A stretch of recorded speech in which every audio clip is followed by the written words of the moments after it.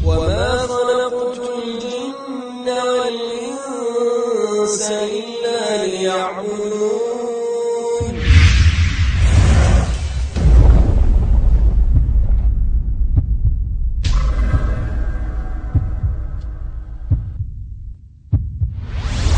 Hai saudara-saudaraku yang telah menjadikan akal dan jimatnya sebagai pemberi rezekinya dan memiliki keyakinan penuh bahwa apapun yang rezeki gara-gara cincin yang ada di tangannya, gara-gara keris yang ada di rumahnya, yang dia mandikan dan beri parfum setiap malam Jumat Kliwon. Pikir sedikit.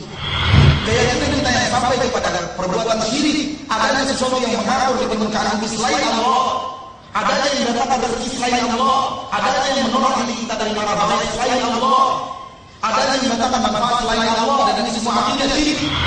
ومن أضل ممن يدعو من دون الله من لا يستجيب له إلى يوم القيامة وهم عن دعائهم غافلون. Dosa yang paling besar, nenek moyangnya dosa adalah syirik. Karena tauhid dan syirik dua hal yang tidak bisa terpisahkan sama sekali. Perintah kepada tauhid artinya larangan kepada syirik. Larangan kepada syirik artinya perintah kepada tauhid. Wa ma khalaqtul jinna wal insa illa liya'budun. Tidaklah kuciptakan jin dan manusia kecuali agar mereka beribadah kepadaku saja. Ya'buduni, beribadah kepadaku. Maka tidak butuh ibadah kita. Karena orang yang tidak beribadah kepada Allah, dia akan menderita dunia dan akhirat. Maka kalau ustaz sudah mengajar, namanya ustaz, kalau dia mengajar orang memasak bakal, memasak jimat, bermain dengan jin, ini bukan ustaz. Ini dukun berjubah. Jangan pernah yakin itu. Karena yang mendatangkan manfaat dan menolak mudarat, yang bisa menghalangi kita dari mudarat adalah Allah. يا أيها الناس اذكروا نعمة الله عليكم هل من خالق غير الله يرزقكم من السماء والأرض لا إله إلا هو فأنى تؤفكون.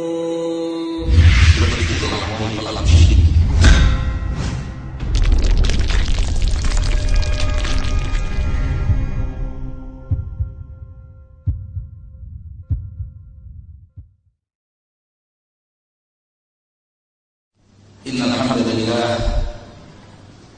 nahmaduhu wa nasta'inuhu wa nastaghfiruh wa na'udzu billahi min shururi anfusina wa min sayyiati a'malina. Man yahdihillahu fala mudilla lahu wa man yudlil fala hadiya lahu.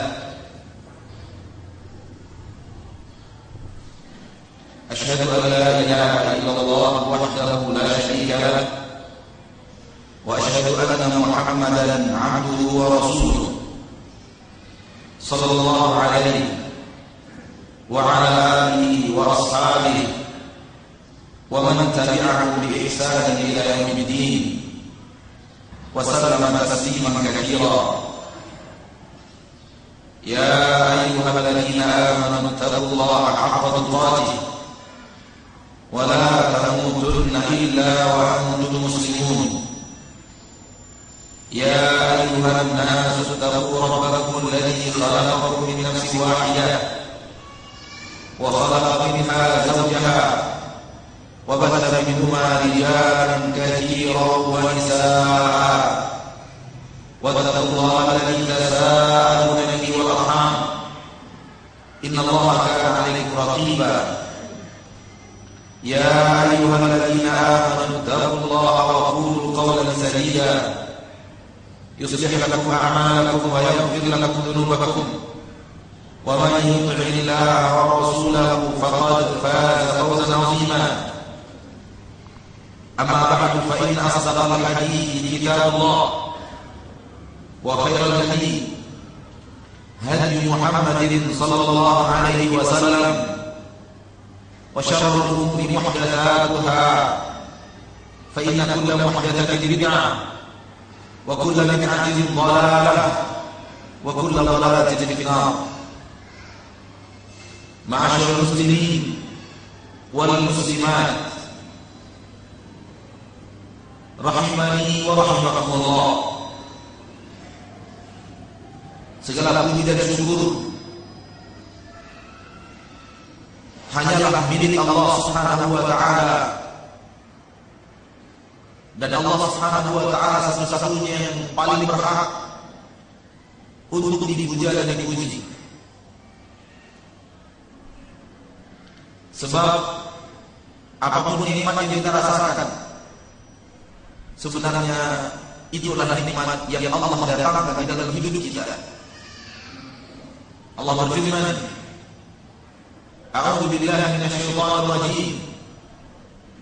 Wa ma bikum min ni'matin fa min Allah." Apapun yang ada pada kalian daripada nikmat, semuanya datang dari Allah Subhanahu wa taala. Dan kita tergantung 100% kepada Allah Subhanahu wa taala. Kita bisa menjadi diri kita yang sekarang karena kita punya mata. Tidakkah kita bertanya siapa yang menciptakan mata untuk kita? Kita bisa menjadi diri kita sekarang karena kita punya lisan. Tidakkah kita berpikir siapa yang menciptakan lisan itu untuk kita? Kita bisa menjadi diri kita sekarang karena kita punya jantung, paru-paru, ginjal, usus, darah. Tidakkah kita berpikir siapa yang telah menciptakan semua itu untuk kita? Kita bisa menjadi diri kita yang sekarang karena kita membutuhkan oksigen dan kita menghirup oksigen setiap saat. Tidakkah kita berpikir siapa yang telah menciptakan oksigen itu untuk kita? Maka manusia,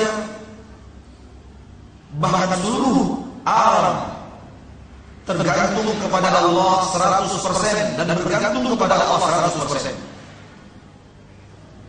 Allah berfirman, "A'udzu billahi minasyaitonir rajim. Bismillahirrahmanirrahim. Qul huwallahu ahad. Allahus samad." Katakan wahai Rasul, katakan wahai Nabi kepada manusia, huwallahu ahad. Dialah Allah yang esa. Tidak ada tandingan baginya, tidak ada sekutu baginya, tidak ada yang membantunya apalagi menyamainya. Allah Samad. Allah tempat bergantung segala sesuatu.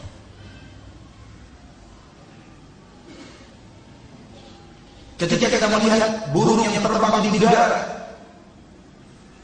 ingatlah firman Allah Subhanahu wa taala. Allah menerangkan, "Ma yumsikuhunna illa Rahman." Tidak ada yang menahan burung itu di udara kecuali Allah yang Maha Pengasih penyayang.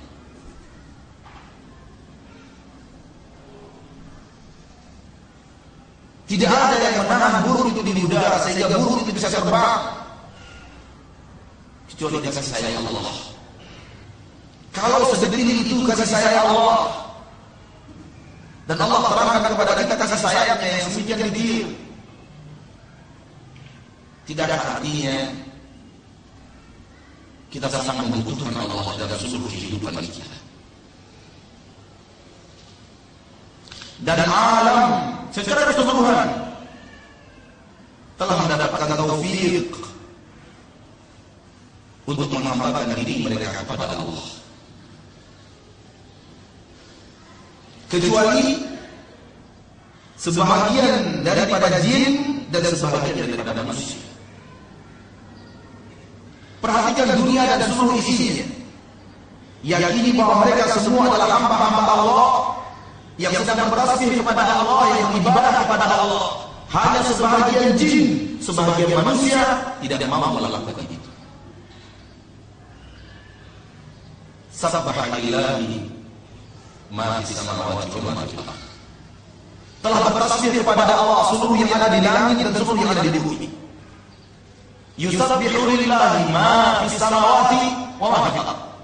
sedang bertasbih dan akan senantiasa bertasbih kepada Allah, seluruh yang ada di langit dan seluruh yang ada di bumi. Kullun qad alima salatahu wa tasbihah, segala sesuatu telah tahu bagaimana cara mereka bertasbih. Dalam ayat yang lain, walakin la tafaqahuna tasbihahum, namun kalian tidak mengerti bagaimana cara mereka bertasbih. Ikhwani wa akhwati fid din, rahimani wa rahimakumullah.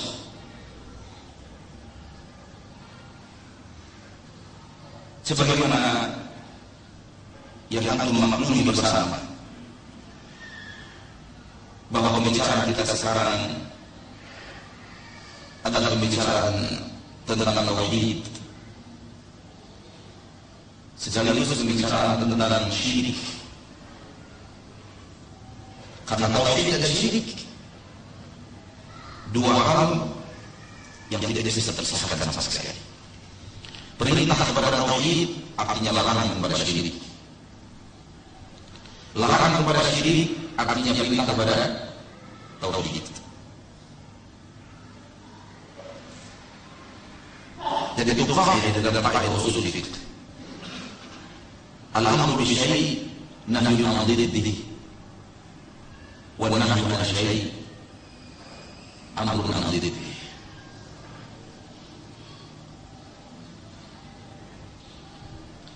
Kita beri judul kajian kita dengan judul berpikirlah wahai pelaku syirik.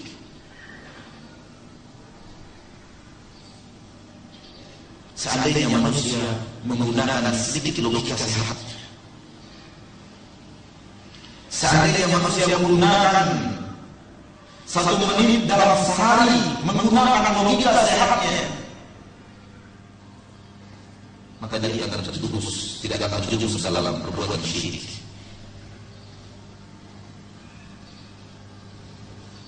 Wa fil ardi ayatun lil muqinin wa fi anfusikum afala tubsirun. Allah berfirman dalam surat Al-Ayat, di bumi ada tanda-tanda kebesaran Allah untuk orang yang mau meyakini. Tanda-tanda keagungan Allah, tanda-tanda mahakuasaan Allah, tanda-tanda keesaan Allah, tanda-tanda manusia dan penyayangnya Allah. Wa fi anfusikum, demikian juga dalam diri kalian terdapat tanda-tanda itu. Afala tubsirun, tidakkah kalian melihatnya?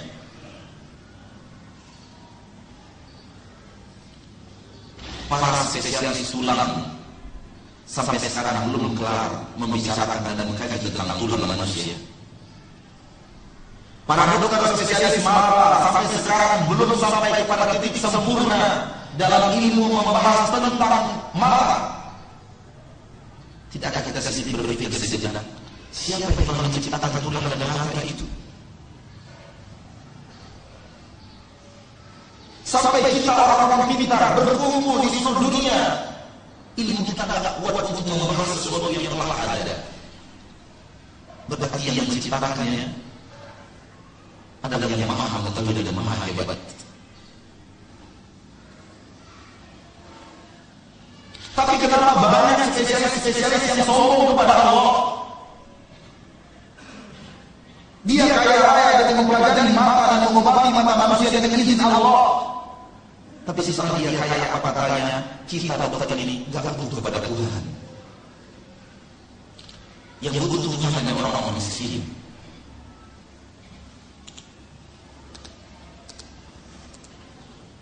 Kamu baru mempelajari 1 mata, kamu sudah jadi orang hebat. Tidak ada itu artinya yang menciptakan mata luar biasa hebat. Berpikir sejenak wahai dokter-dokter yang sombong kepada Allah.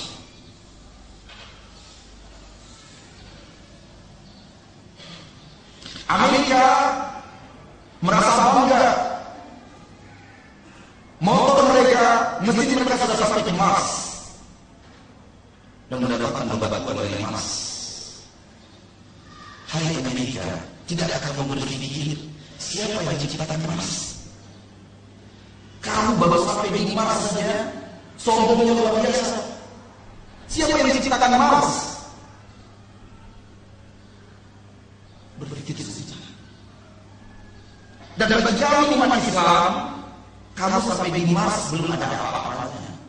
Kami baru mengatakan kamu hebat kalau kamu sampai di matahari.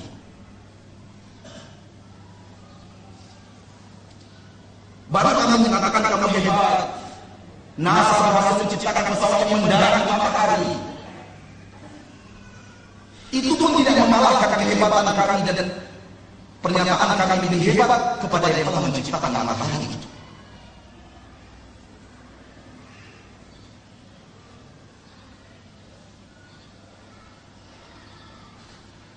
Anda selama ini menikmati sayur mayur. Tidak ada Anda berpikir siapa yang menciptakan sayur mayur itu untuk Anda. Anda selama ini menikmati hewan, daging hewan. Tidak ada Anda berpikir siapa yang menciptakan daging hewan itu untuk Anda. Anda menikmati hidup. Tidak ada Anda berpikir siapa yang akan menciptakan kehidupan untuk Anda. Allah dalam Al-Quran mengajak kita berpikir, am khuliqu min ghairi syai'in am humul khaliqun. Dalam surat At-Tur, apakah mereka diciptakan dari sesuatu yang sebelumnya tidak ada? Hai manusia, apakah kalian menciptakan dari sesuatu yang sebelumnya tidak ada? Ataukah kalian yang menciptakan diri kalian sendiri? Kalau kita menciptakan diri kita tidak mungkin. Karena kalau saya menciptakan diri saya sendiri, nggak mau saya kayak gini wajah saya.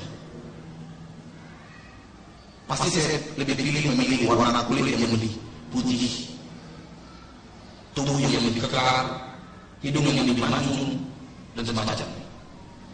Karena saya tidak bisa apa-apa, saya diciptakan.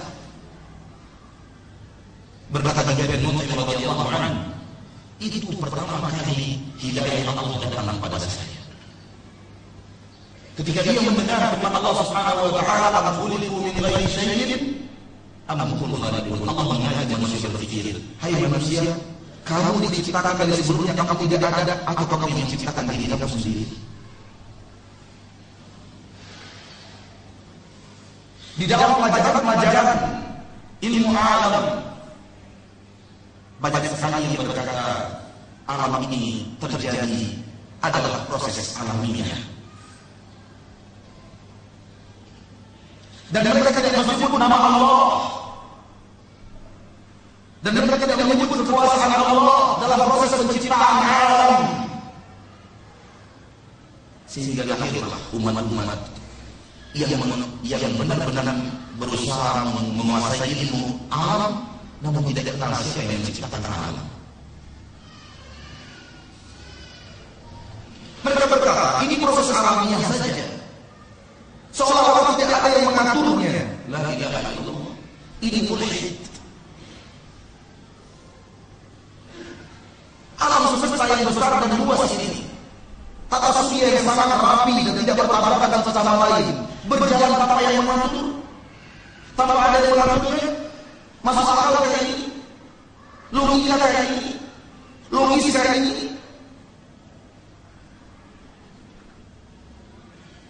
Kalau ada bertemu dengan orang yang seperti itu, bawa dia ke sebuah kebun yang pohon-pohonnya tertata dengan rapi, jarak satu pohon dengan pohon yang lainnya seimbang, dipandang lurus, pohon rapi dipandang ke kiri, pohon rapi dipandang ke kanan, pohon rapi dipandang ke kiri, pohon rapi disusun dengan sedemikian rupa. Di kebun itu ada pohon berenang yang tidak ada seluruh lembar daun yang ada dalam orang-orang, padahal di atasnya pohon. Kemana pergi sampah-sampah dan daun yang jatuh itu telah terkumpul di satu pojok di sebuah tempat yang bernama sampah. Lalu katakan kepadanya, taman ini, kebun ini tercipta alamiah. Kolam berenangnya bersih alamiah. Dedaunan yang terkumpul di tong sampah alamiah. Dia akan berkata, kamu gila apa? Katakan kepadanya, kamu lebih gila lagi. Kalau sebuah taman yang kecil tertata dengan rapi tidak mungkin kita pakai penataannya, akankah jagat raya ini yang katanya miliaran bintang ini tertata tanpa ada yang menatanya? berjalan rapi tanpa ada yang mengaturnya? Apakah tidak logis menurut Anda ada sebuah pohon yang tertata rapi dengan kolam renang yang bersih, dengan sampah yang terkumpul di satu tempat? Menurut Anda tidak logis kalau tidak ada yang mengaturnya, dan logis apabila alam semesta ini tidak ada yang mengaturnya? Mana akal Anda? Mana pikiran Anda? Katanya Anda profesor. Profesor apa ini?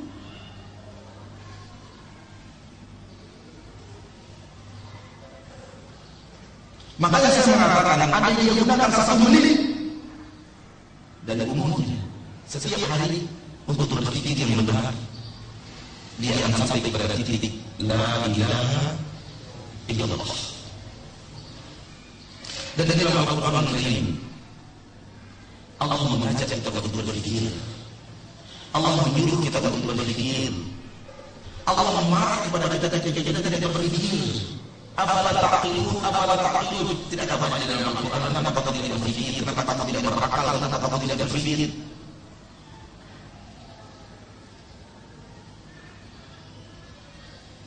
Allah menurunkan Al-Quran agar kita berpikir.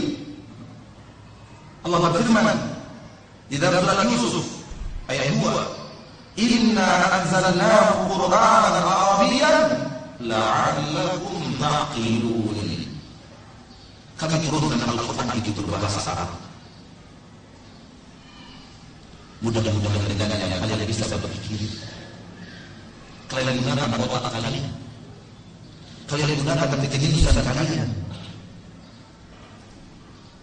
Agama Islam bisa diterima oleh orang yang tidak jenius, apalagi oleh orang yang jenius.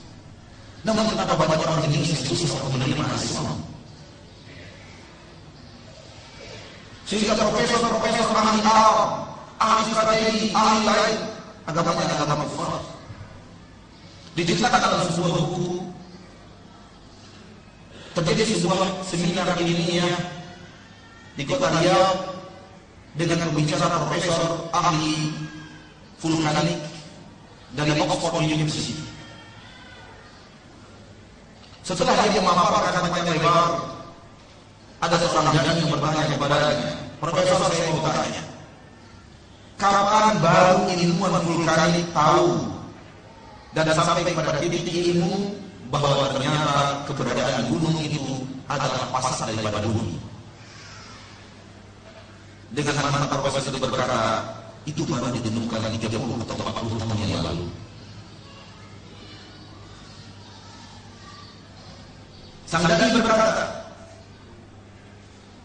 bagaimana kalau saya beritahu kepada Anda bahwa Nabi saya Muhammad SAW sudah menyatakan lebih daripada 1400 tahun yang lalu bahwa keberadaan gunung-gunung itu adalah pasar bumi? Katanya yang mungkin. Pada zaman ini tidak ada sains dan teknologi yang bisa sampai pada titik ini. Ini menghabiskan dana miliaran untuk sampai pada titik ini. Lalu ini membuka Al-Quran surat An-Naba, wa ja'alna al-jibala awtada, kami jadikan gunung-gunung sebagai pasar untuk bumi. Apa kata sang profesor? Ketika akalnya masuk, tidak mungkin Muhammad tahu itu kalau bukan diwahyukan oleh pencipta vulkan ini. Asyhadu an la ilaha illallah wa asyhadu anna Muhammadar Rasulullah. Oleh karena itu antum bisa lihat yang pindah dari agama lain ke dalam agama Islam itu mayoritas orang-orang pintar. Sementara yang pindah dari agama Islam ke orang agama lain itu mayoritas orang-orang bodoh, miskin. Kalaupun dia orang terkenal, miskin iman dan takwa. Dan yang paling banyak miskin harta, itu yang mesti ditarik. Namun yang pindah dari orang-orang luar agama Islam dalam agama Islam, para cendekiawan, para ilmuwan, para ahli. Karena semakin canggih suasana dan teknologi, semakin menunjukkan kehebatan Al-Quran. Allah Subhanahu wa Ta'ala menyuruh kita menggunakan akal untuk mengetahui bahwa Allah mencipta segala sesuatu. Allah berfirman di dalam surah Al-Mu'minun ayat 80. Wa lahu ikhtilaful laili wan nahar afala ta'qilun. Allah yang telah memiliki pergantian siang dan malam. Tidak ada kalian berakal.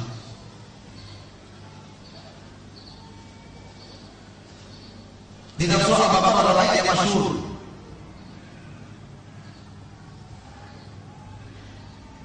Ketika Allah Subhanahu wa taala mengatakan,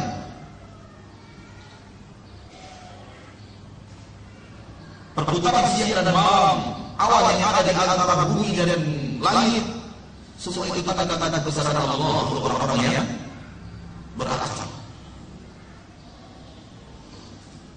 Allah menciptakan segala sesuatu dan Allah menyuruh kita untuk melihat itu dengan akal kita yang sehat, dengan pikiran dan kita yang sehat.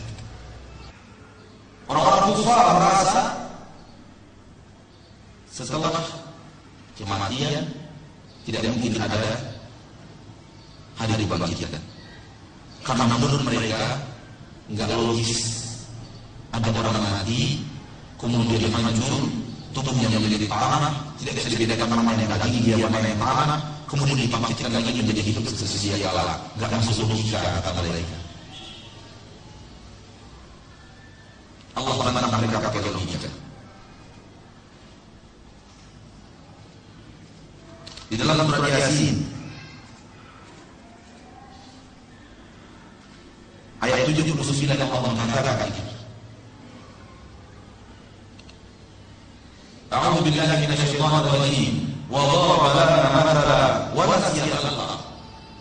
Qala man yuhyi al-'idhama wa hiya ramim. Qul yuhyiha alladhi ansha'aha awwala marrah wa huwa bi kulli khalqin 'alim.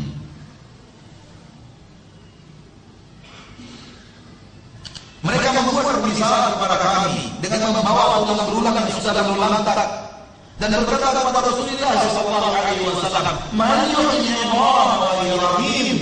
Siapa yang sanggup membangkitkan lagi tulang berulang ini padahal dia sudah hancur berulang lantak? Siapa orang yang bisa membangkitkan itu semua? Menurut mereka enggak sulit untuk logika sehat. Makanya mereka mengatakan Nabi Muhammad itu gila. Allah menyuruh Nabi Muhammad SAW untuk menjawab ini dengan logika yang sehat, logika yang benar. Qul, katakan wahai Muhammad, jawab mereka, yuhyiha alladhi ansha'aha awwala marrah, yang akan membangkitkan tulang belulang ini menjadi kembali menjadi hidup adalah yang pertama kali menciptakannya. Logis kan? Kalau Allah bisa menciptakan dia sebelumnya dia tidak ada, Allah bisa menciptakan, itu berarti Allah bisa membangkitkan hidup lagi.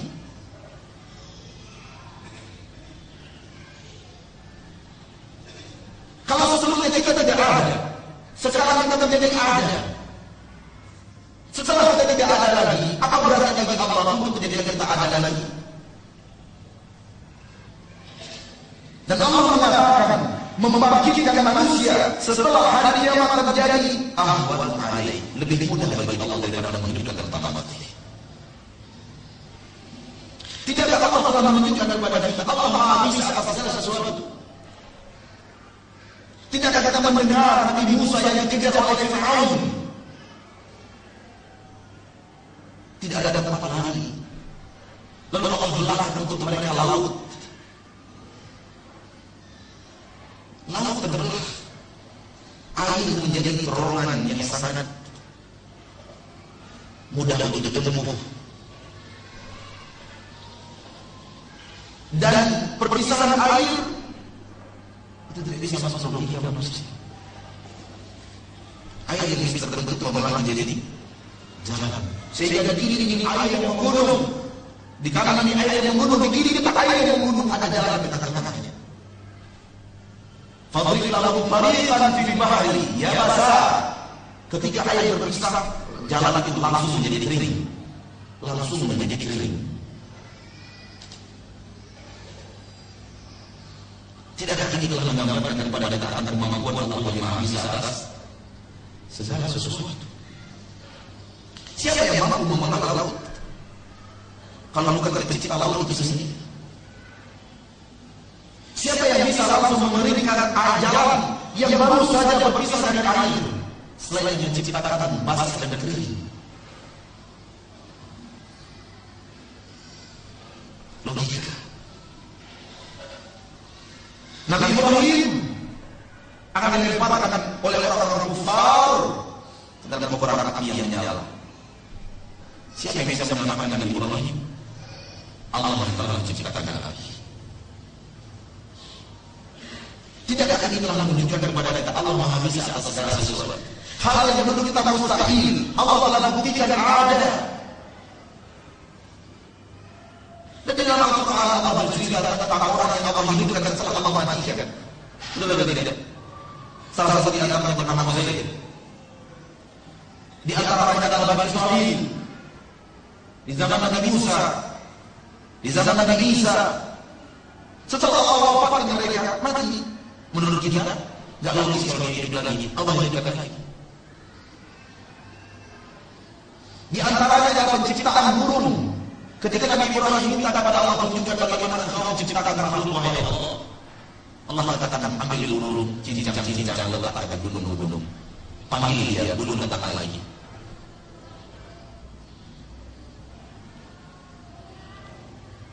Di bumi Allah sudah menunjukkan Allah bisa. Ini menunjukkan bahwa Allah juga bisa membangkitkan kita setelah ribuan tahun kita wafat. Bahkan setelah jutaan tahun kita wafat.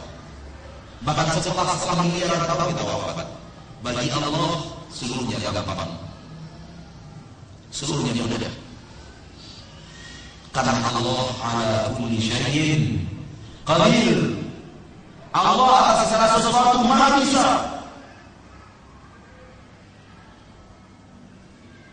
Allah atas segala sesuatu Maha Bisa. Tentang adanya hari kiamat, hari berbangkit, hari pembalasan, sangat logis, sangat logis. Allah mengajak kita untuk berpikir. Adanya hari berbangkit itu logis, masuk akal. Allah berfirman dalam Al-Quran Al-Karim, "Afataj'alul muslimina kal mujrimin, ma lakum kaifa tahkumun?" Akankah kami menjadikan orang muslim sama dengan orang mujrim? Mujrim artinya pelaku dosa dan maksiat. Apakah kami menjadikan orang muslim yang taat, yang patuh kepada Allah, yang menjalankan ketaatan kepada Allah, berhenti dari perbuatan maksiat? Akankah kami samakan dia dengan orang-orang mujrim yang ketika Allah perintahkan dia tidak mau menjalankan, ketika Allah melarang itu yang menjadi hobi dan kesukaan? Setelah mati sama saja. Mana kalian tahkumun? Ada apa dengan kalian? Bagaimana kalian membuat keputusan? Kalau tidak ada hari berbangkit, hari pertanggungjawaban setelah kematian, itu artinya orang taat dengan orang bejat sama-sama. Tidak ada apa-apa. Logisnya itu. Logisnya Allah samakan antara Nabi Muhammad dengan Fir'aun. Sehingga setelah wafat tidak ada hari berbangkit, tidak ada hari pertanggungjawaban, tidak ada surga dan neraka. Sehingga akhir daripada perjalanan Nabi Muhammad dan akhir daripada perjalanan Fir'aun sama. Logisnya itu. Tidak logis. Orang-orang kufar saja ada yang merasa tidak logis. Dia orang kafir. Oleh karena itu mereka mencari bagaimana jalan keluar. Ini tidak logis, ini tidak logis. Ini adalah dengan akal pikiran. Orang taat hidup, orang bejat hidup, kemudian mereka sama-sama mati, sama-sama tidak ada penyelesaiannya. Ini tidak masuk akal kata mereka. Sehingga mereka mencari-cari bagaimana solusinya supaya yang tidak masuk akal menjadi masuk akal. Sampai mereka kepada syaitan meyakini reinkarnasi. Dan semua itu untuk menjawab teka-teki logika mereka. Dan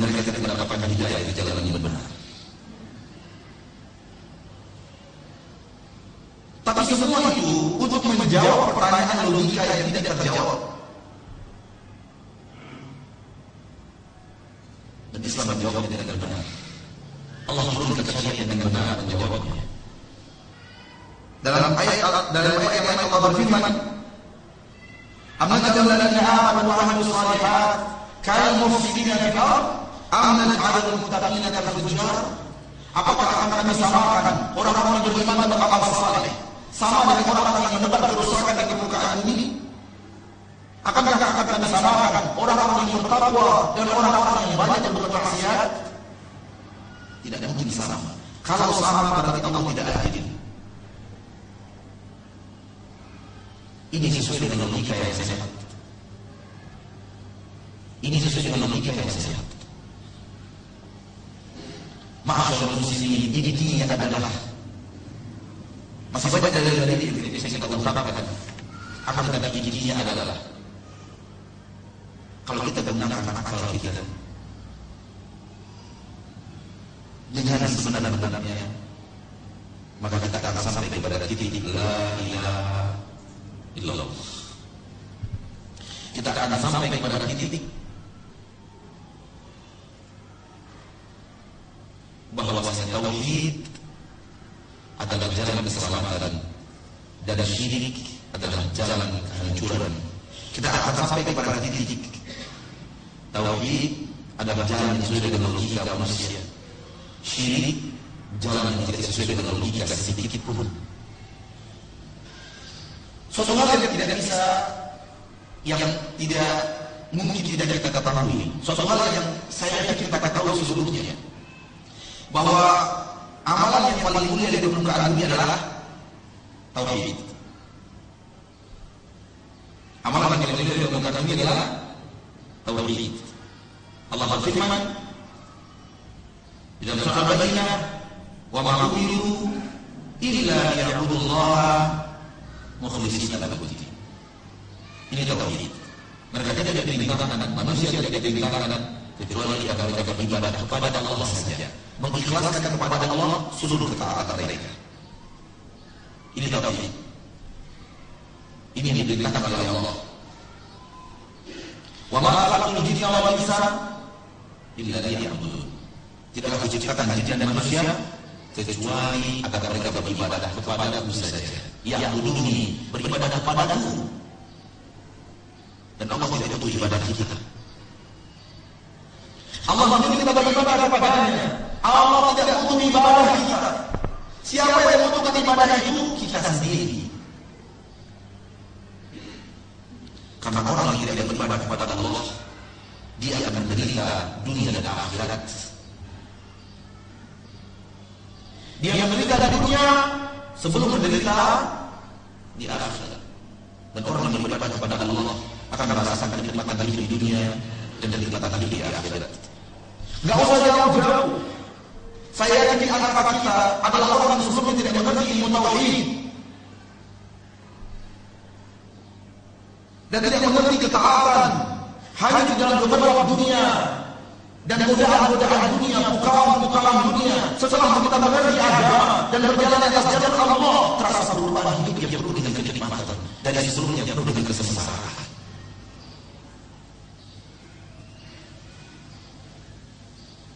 Bukanlah lembaran hidup kita yang penuh dengan maksiat.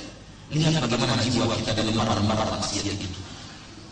Perhatikan kehidupan kita setelah kita taat kepada Allah dan beribadah kepada-Nya. Perhatikan kenikmatan hidup kita dalam ketaatan dan ibadah itu. Makanya jemaah haji sering datang kepada kita dan berkata, "Ustaz, kenapa yang masih haji jiwa saya tenang, jiwa saya tenang? Ya terang aja, ke masjidnya 1 jam sebelum azan.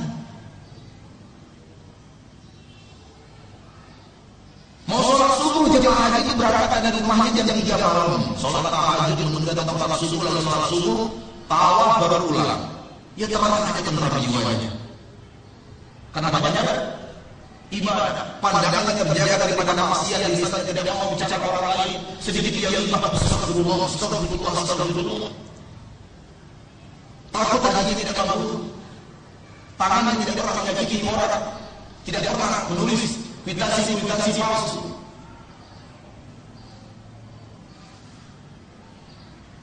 tangan dan kakinya beribadah, jiwanya beribadah kepada Allah selama di musim haji, tentu dia akan merasakan kenikmatan hidup. Saking enaknya kita beribadah pada haji, kita tidak tahu tanggal berapa sekarang. Yang pernah melaksanakan ibadah haji pasti tahu. Dia katakan berapa sekarang? Tidak tahu sekarang berapa. Saking nikmatnya beribadah, nikmatnya hidup di musim haji, tenangnya jiwa pada musim haji. Jemaah haji tanya, hari apa sekarang Pak? Senin apa Selasa ya? Tidak tahu, haji kita tidak tahu lagi. Ketika kita fokus ke arah akhirat, fokus bukan berarti mencapai dunia. Fokus ke arah akhirat bukan berarti apa? Mencapai dunia. Jemaah haji itu, walaupun mereka tidak tahu tanggal, tidak tahu hari kadang-kadang, namun kalau sudah pulang usai wajib kita katakan haji. Kurma manis sekian kilo, oleh-oleh anak sekian kilo, over itu. Itu artinya mereka tidak akan meninggalkan dunia. Dan tidak akan meninggalkan dunia. Ke Masjid Kuba kita bawa ke Masjid Kuba, itu 15 menit waktu saya berikan kepada bapak dan ibu-ibu, tidak ada yang protes. Tapi kalau dibawa ke kebun kurma, pasar kurma, 15 menit protes semua. Dunia tidak bisa dilupakan. Dunia ada di dalam dada.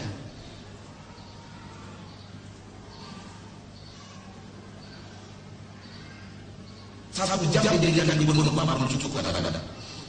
15 menit di Masjid Kuba kelamaan.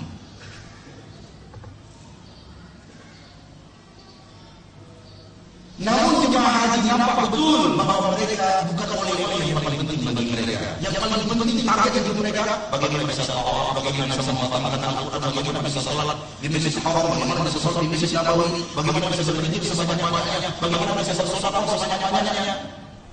Lihat ketika target itu kita adalah akhirat, timbul kedamaian dan ketenteraman di dalam jiwa yang luar biasa. Kemudian jemaah haji bertanya, kenapa di Indonesia desa seperti ini Pak? Pak Ustaz, kenapa kalau di Indonesia desa mendapatkan kedamaian ini? Ya saya katakan, Mas Bubuk terus sih.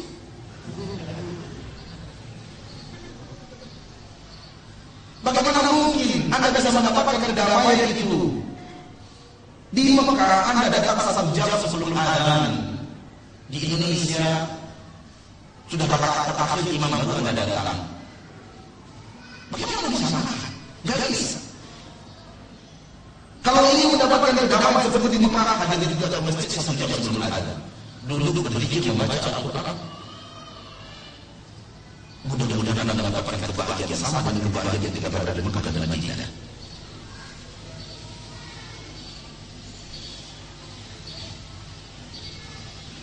Saya nggak tahu kenapa saya bicara lagi tadi. Dari mana saya masuknya? Hah? Tauhid membawa ya kebahagiaan. Tauhid membawa kebahagiaan.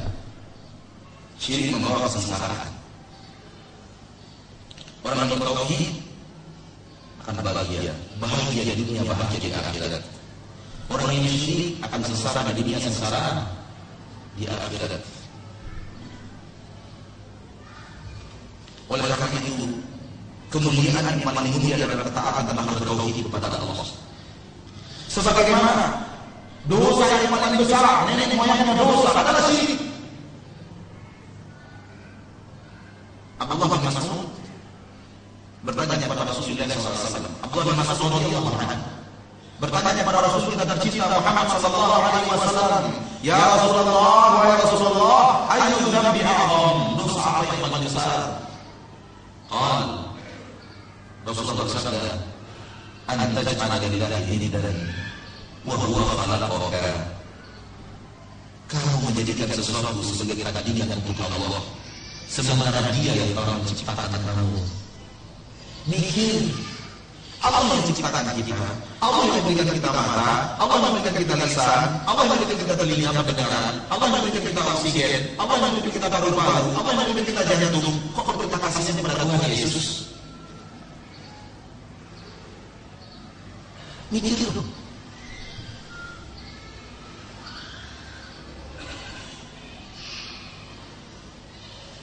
Allah yang lakukan itu untuk kita semua. Hidup kita dari Allah yang menjalankan, Allah yang mengaturnya. Kenapa tidak berterima kasih pada matahari, kepada bulan, kepada bintang, kepada sapi? La ilaha illallah. Sapi jadi Tuhan. Pokoknya mikirin dulu. Ada orang menjadikan sapi sebagai Tuhannya? Ada atau tidak? Ada. Saya hampir tidak percaya. Ada orang, teman saya, kalau bertanya dia teman kita tahu bahwa jujuran dan saya yang percaya itu.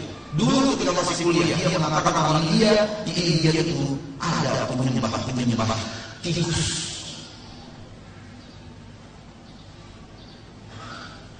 Dan saya hampir tidak percaya.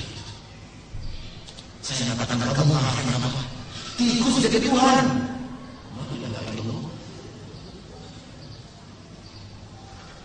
Dan saya semakin percaya. Ketika suatu hari di rumah mertua, saya menyaksikan metro meliput penyembah tikus.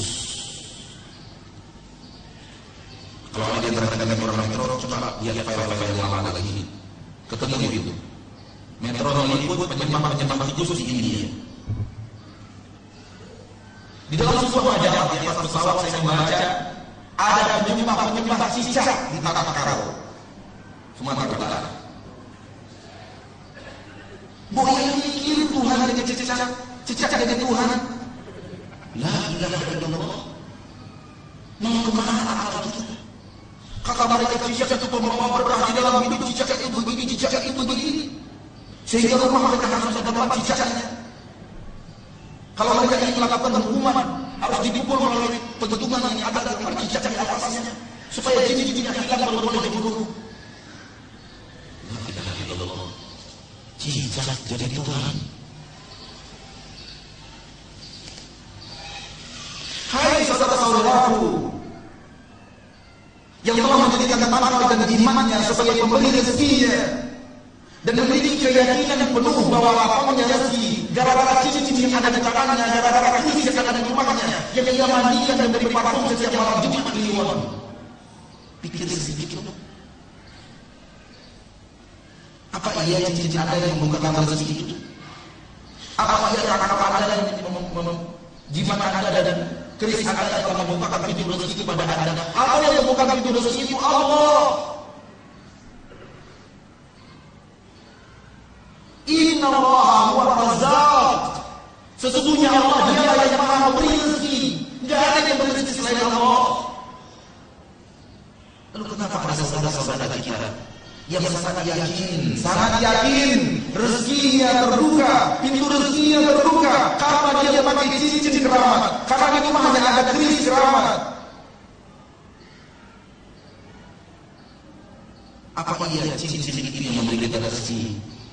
Apa iya keris itu yang memberi kita rezeki? Mikir dong. Mana logika ada?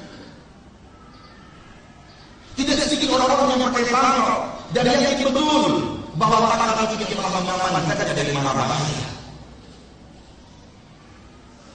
Sebagiannya ada benang-benang berbuhul, tulisan-tulisan yang tak apa artinya. Memang sebenarnya orang Arab, bahasa Arab, tapi orang Arab tidak bisa baca. Fa-nya ada 10, waw-nya ada 15, la-nya ada 13. Mana ada bahasa Arab? Tidak ada bahasa Arab seperti itu. Tidak ada, benar tidak ada. Orang Arab tidak paham. Kalau kita pergi ke sebagian tempat, kita melihat ada tanggal di pasang dinding itu. Untuk membaca itu begini. Muter-muter itu tulisannya. Ada yang barat, timur, ke selatan. Terus ada yang ini, ada yang ini. Yang mau membaca itu. La ilaha illallah. Ini telah kita kasih kertas, keris. Ini telah menjaga seorang kita supaya orang ini tidak masuk dengan serangan-serangan gaib. Tidak sama sekali. Jangan pernah yakin itu, karena yang mendatangkan manfaat dan menolak mudarat yang bisa menghalangi kita dari mudaratnya Allah. Rasulullah mengajarkan ini, akidah ini kepada Abdullah bin Abbas ketika Allah masih kecil. Dan dia hafal oleh Allah bin Abbas sampai tua dan dia ajarkan kepada umat dan dari sisi sampai sekarang bertahan. Untuk bisa lihat dalam Al-Quran yang mulia. Akidah umat Islam. Wa'alam annal ummata law ijtama'at 'ala an yadurruka bi syai' lam yadurruka illa bi syai' qad katabahu Allah lak. Wa in ijtama'u 'ala an yadurruka bi syai' lam yadurruka illa bi syai' qad katabahu Allah 'alaik. Rufi'atil aqlam wa wajabatis suhuf. Ini akidah tauhid. Selain ini akidah syirik. Ketahuilah, wahai Ibnu Abbas, kata Rasul kepada Ibnu Abbas, dan faedah dari sisi seluruh umat manusia. Kata Rasul tidak diutus kepada Ibnu Abbas sendirian, tapi diutus seluruh umat. Maka bicara Rasul kepada salah seorang sahabat, Allah bicara dengan seluruh umat. Itu kaidah para ulama, ahlul hadis, ahlus sunnah. Ketahuilah bahwasanya andai seluruh umat ini berkumpul membuat sebuah strategi untuk mendatangkan satu manfaat kepadamu, satu manfaat, mereka tidak bisa lakukan itu kalau Allah belum tuliskan itu untuk dirimu. Kalau mereka berkumpul, umat seluruhnya berkumpul untuk memberikanmu satu mudarat, satu hal yang tidak baik, satu hal yang tidak kau sukai, mereka tidak akan sanggup kalau Allah belum tuliskan itu. Ini akidah dan umat Islam. Ini akidah tauhid. Ini akidah la ilaha illallah.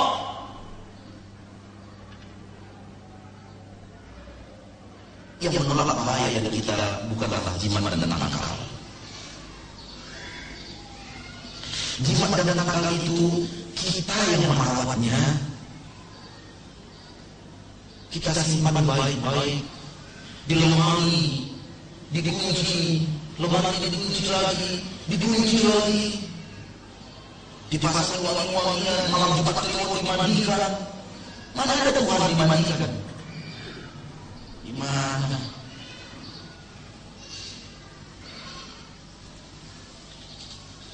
Ketika ada yang datang pada kita dan menerangkan dia punya jimat dan nakal,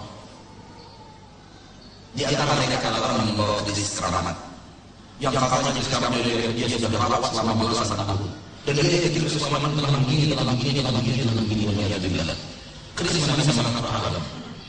Kita ambil krisis itu, saya ambil krisis itu, saya letakkan di tanah, saya injak dengan kaki saya putar-putar kaki saya, dan saya tanya kepada dia, ini yang menjaga kamu, yang saya injak sekarangnya, ini yang menjaga kamu. Mulai dia berpikir, logika saya tidak datang, nggak mungkin Ustaz. Ini baru tauhid. Kalau dia Tuhan, dia bisa berbuat mana mau dia jadi ijab. Kemudian saya angkat krisis kecil yang tidak bisa dari jari kelingking ini. Anda izinkan saya patahkan? Ya Ustaz, saya patahkan. Bismillah saya patahkan. Tuhan sudah patah. Yang memberi rezekimu selama ini adalah apa? Tidak ada lagi yang memberi rezekimu kecuali Allah Subhanahu wa taala. Arifin aja. Ada orang yang yakin konsumen yang datang ke tokonya itu gara-gara tanggal yang dia pasang di tokonya itu. Gara-gara jimat yang dia pasang di tokonya, dipasang di dompetnya, diletakkan di setiap lemari dagangannya itu. Itu akal yang nggak sehat orang itu. Logikanya nggak jalan. Mana ada kertas undang jemaah kecuali undangan-undangan yang disebar mana-mana. Kalau diletakkan di toko nggak bisa. Kertas ya kertas, tulisan ya tulisan. Dia nggak bisa berbuat apa-apapun. Yang ada adalah keyakinan kita yang salah. Keyakinan kita yang sampai kepada perbuatan syirik. Adanya sesuatu yang mengatur keberkahan selain Allah. Adanya yang datang rezeki selain Allah, adanya yang menolak diri kita dari mara bahaya selain Allah, adanya yang mendatangkan manfaat selain Allah, dan ini semua akidah syirik. Kalau boleh logis-logisan, logika-logikaan, daripada tanggal lagi kita pasang itu tidak mau kita lihat orang di mana kita pasang, lebih logis kucingnya orang Cina. Sini, ya kan? Anda pernah ketemu orang Cina? Ada kucing yang tangannya gerak-gerak gitu. Itu lebih logis. Kucing yang hanya orang datang ke toko, Pak, masuk. Itu lebih logis daripada tangan lagi bapak di atas itu. Tidak ada akses manusia, tidak ada cara untuk mengajak manusia, tidak ada. Lebih logis yang Tuhan orang Cina. Lebih logis kucing orang Cina. Kalau logis-logisan, walaupun keduanya sama-sama syirik dan tidak boleh sama sekali, tapi secara logis lebih logis ini. Ada daya untuk mengajak, ada keterangan untuk melihat kucing cantik. Makanya soal jimat dan bakal kita nggak akan menang lawan mereka. Orang muslim itu jimat dan tangkal. Orang muslim itu jimat dan tangkal yang malas itu orang muslim. Kalau amal itu adalah Tuhan, maka orang muslim yang lebih dekat Tuhan orang Islam. Kalau itu yang dikatakan,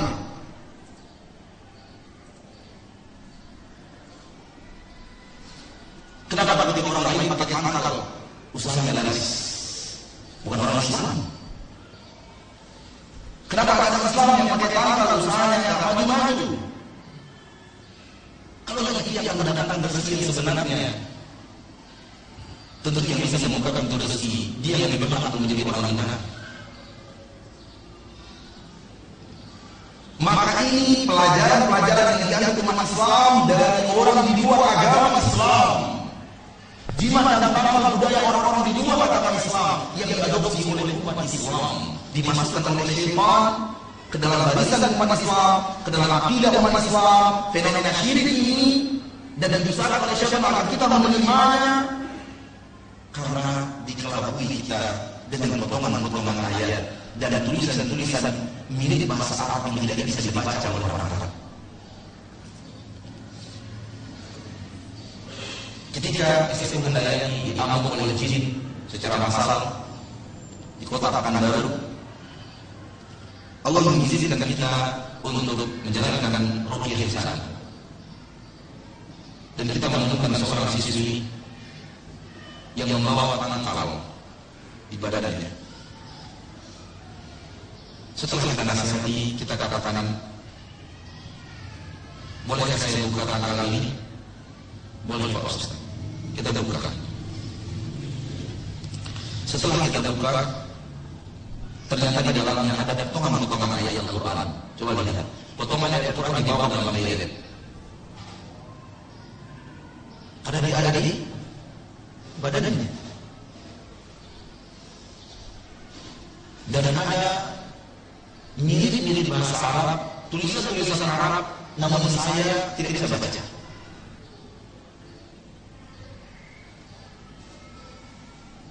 Saya bertanya, siapa yang memberikan kamu ini? Ustaz di sana. Ustaz. Ini bukan Ustaz ini, dukun berjubah. Ini bukan Ustaz, dukun berjubah, dukun bersahabat. Yang mengajarkan umat berbuat syirik. Nabi mengatakan, "A'alla tamimat faqad asyrak." Barang siapa yang menyantumkan tangkal dan jimat, dia telah berbuat syirik. Hadis sahih dari Imam Ahmad. Mana ada Ustaz mengajar orang berbuat syirik? Yang ada dukun. Maka kalau Ustaz sudah mengajar, namanya Ustaz. Kalau dia mengajar orang memasak tangkal, memasak jimat, bermain dengan jin, ini bukan Ustaz. Ini dukun berjubah.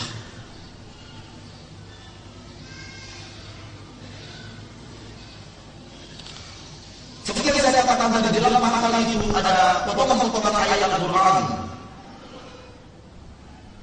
Dan ada bahasa Arab yang tidak dimengerti oleh orang Arab. Di antara yang saya mengerti dari bacaan itu, ada yang sampai sekarang saya masih hafal. ya salqa, ya malqa, ya mustalsa. Wahai salqa, wahai malqa, wahai mustalsa. Ini nama siapa?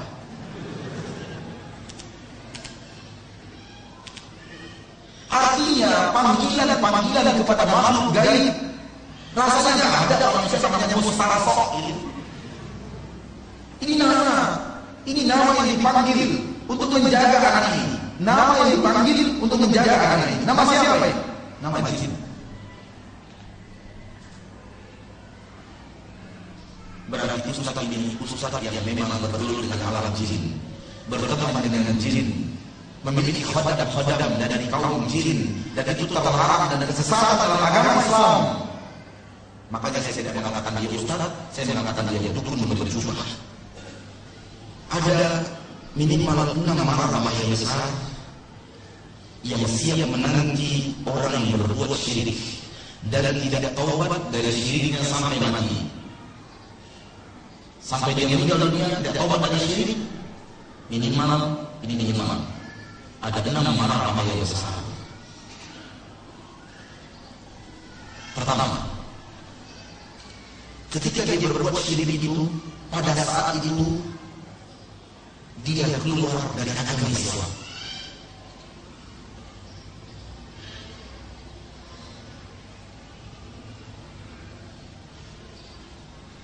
Dan statusnya ketika dia berbuat syirik itu adalah musyrik dan bukan muslim. Walaupun banyak orang yang menganggap dia masih kiai haji, tapi di sisi Allah, di ilmu Allah yang maha mengetahui yang gaib, dia orang musyrik dan bukan orang muslim. Walaupun sekelilingnya masih memanggil dia Pak Ustaz. Keluar dari agama Islam. 2. Seketika dia berbuat syirik tersebut, hapus seluruh amal saleh yang pernah dia bangun seumur hidup. Salatnya selama 60 tahun hilang pahalanya. Puasanya selama 60 tahun hilang pahalanya. Sedekahnya selama 60 tahun, zakatnya selama 60 tahun hilang pahala itu. Semuanya hilang. Berbaktinya pada orang tuanya hapus. Salat tahajudnya 60 tahun hilang, pahala itu hilang. Allah berfirman dalam Al-Quran, surah Az-Zumar ayat 65. A'udzu billahi minasyaitonir rajim. Wa laqad uhiya ilayka wa ila alladziina min qablik la in asyrakta la yahbatanna 'amaluka wa la takunanna minal khasirin. Dan sungguh telah diwahyukan kepadamu wahai Rasul dan kepada orang-orang sebelummu daripada Rasul-Rasul, la in asyrakta, kalau kamu berbuat syirik, la yahbatanna 'amaluka, pasti sungguh akan hapus seluruh amalanmu. Wala takunanna minal khasirin, dan sungguh pasti kamu menjadi orang yang merugi untuk selama-lamanya. Siapa yang mau pahalanya sholat 60 tahun hilang? Siapa yang mau pahala zakatnya hilang? Siapa yang mau pahala jujurnya hilang? Siapa yang mau pahala baktinya kepada orang tuanya hilang? Siapa yang mau pahala baiknya kepada tetangganya, akhlaknya yang mulia hilang? Tidak ada yang mau. Kalau kita tidak mau, jauhi perbuatan syirik.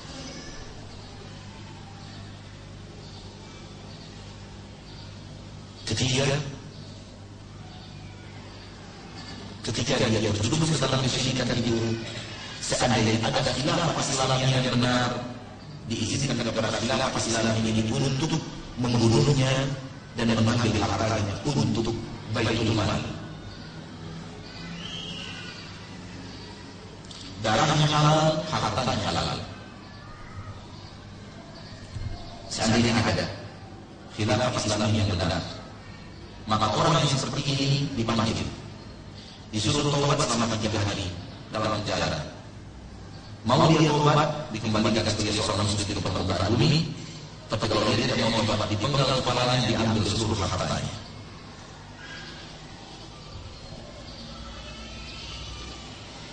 sahih Imam Bukhari dan Muslim dari Abdullah bin Umar, Nabi Muhammad SAW bersabda, "Umirtu an uqatila an-nas hatta yashhadu an la ilaha illallah wa anna Muhammadan Rasulullah wa yuqimu as-salata wa yu'tu az-zakata fa in fa'alu dhalika 'asamu minni dima'ahum wa amwalahum illa bihaqqil Islam wa hisabuhum 'ala Allah azza wa jalla."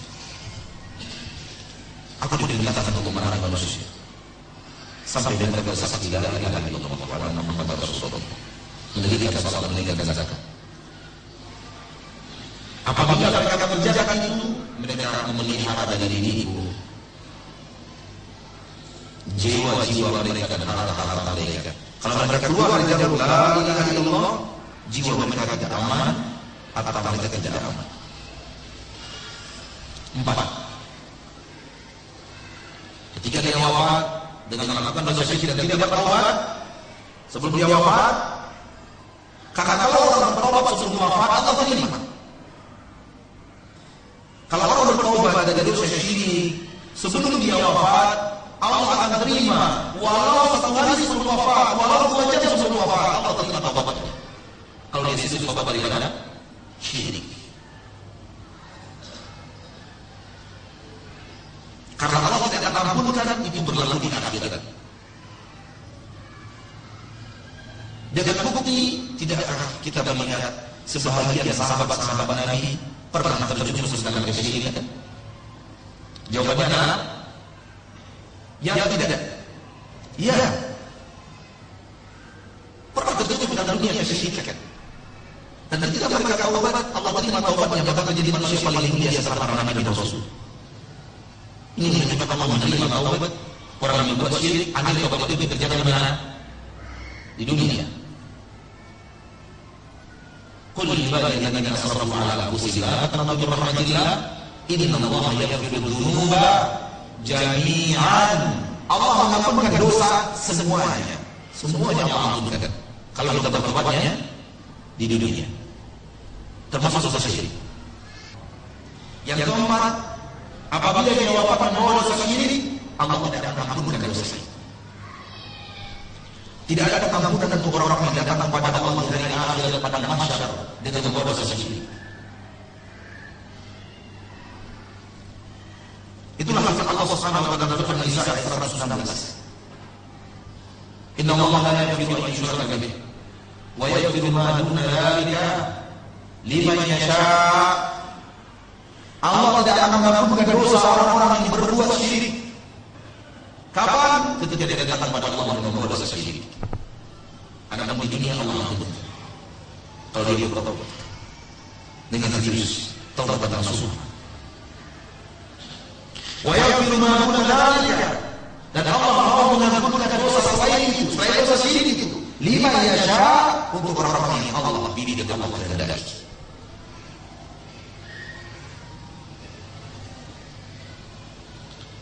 Ini bahaya yang keempat ini, bahwa Allah tidak akan ampunkan dosa untuk selama-lamanya.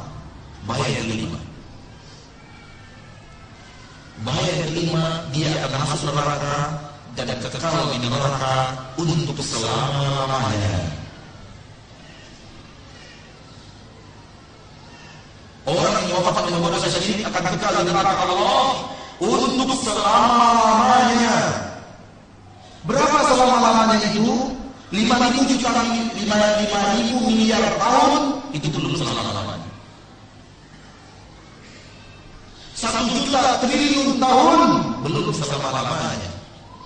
Kalau ada titik akhir, belum selama-lamanya. Dia di neraka Allah, di azab yang sangat pedih, yang tidak tertahankan untuk selama-lamanya. Na'udzubillah minasy syirik. Oleh karena Nabi Ibrahim berdoa, di dalam Al-Qur'an Allah berkata, wajudni wa baniya an na'budu asnam. Jauhkan saya, jauhkan tuntunan saya daripada mengibadati berhala-berhala ini ya Allah. Karena Nabi Ibrahim paham tuntunan bahaya syirik.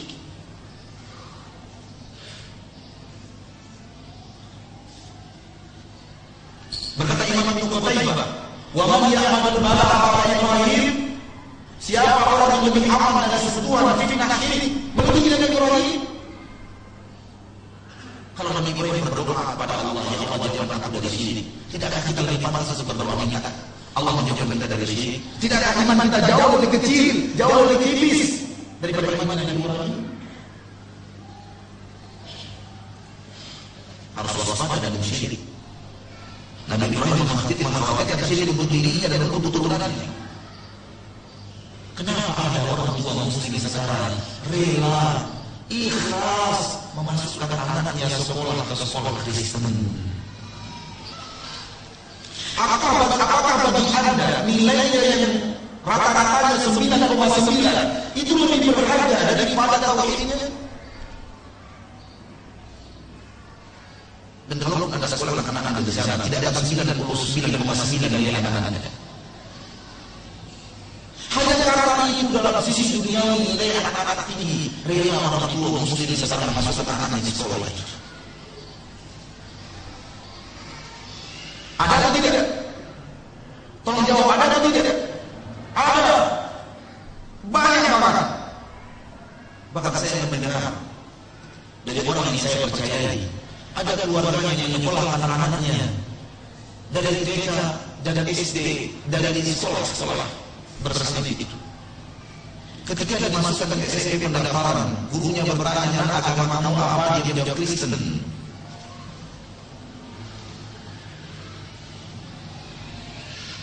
Kemudian pura-pura berdalih, itu kan saja di dunianya saja, di belakang nanti kita masukkan MBA. Dan yang konyol, selamatkan akidah anak-anak dan saudara. Lebih baik dia wafat menjadi tukang sapu masjid dan bertauhid dibanding dia wafat menjadi seorang presiden dan berbuat syirik. Karena ketika dia wafat menjadi seorang presiden dan berbuat syirik, dia akan kekal di neraka Allah untuk selama-lamanya. Dan kalau dia wafat sebagai penyapu masjid dan akan bertauhid, boleh jadi dia tidak pernah singgah di neraka Allah dan langsung masuk surga. Itu pun kita maunya presiden bertauhid lagi. Itu yang kita inginkan. Anak kita jadi presiden dan bertauhid. Kita ingin presiden dan presiden yang bertauhid, menteri-menteri kita menteri yang bertauhid. Itu yang kita inginkan, itu yang dibutuhkan Indonesia. Namun sayang di diri saya, ada orang tua yang seperti tidak peduli pada akidah dia dan akidah anak-anak.